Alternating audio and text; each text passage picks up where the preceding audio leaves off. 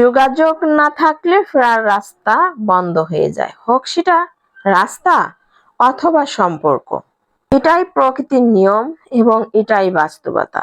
আসসালামু আলাইকুম, সবাইকে ওয়েলকাম জানাচ্ছি আজকের ডেইলি ব্লগে।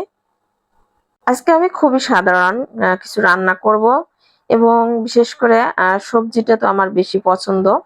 তো বাজার থেকে কিছু সবজি নিয়ে এসছে, আমি এগুলো বের করে নিচ্ছি। কুমড়া নিয়ে এসছে, এগুলো ভাজি করে নিব। আর এখানে পেঁয়াজ কলি এবং শালগম নিয়ে আসছে।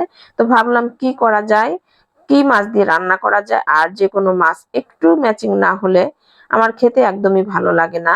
আর যাতে একটু মজা হয় ঠিক সেইভাবে আজকে রান্না করব। তো শালগম আর কিছু পেঁয়াজ কলি দেব, এগুলো কেটে নিব। এই ইলিশ মাছ দিয়ে একটা পাতলা স্বাস্থ্যসম্মত একটা ঝোল রান্না করব, কোনো মশলা ইউজ করব না। আর বাচ্চাদের সন্ধ্যাবেলায় একটু মুড়ি মাখিয়ে দিলাম। আর একটু টমেটো দিয়ে যদি মুড়ি মেখে দেই তাহলে ওদের আর কোনো নাস্তা দেওয়াই লাগে না। আর বিশেষ করে আলবি তো মুড়ি বরাবরই খুব পছন্দ করে, ভাত না খেয়ে মুড়ি খেয়ে সে থাকতে পারে।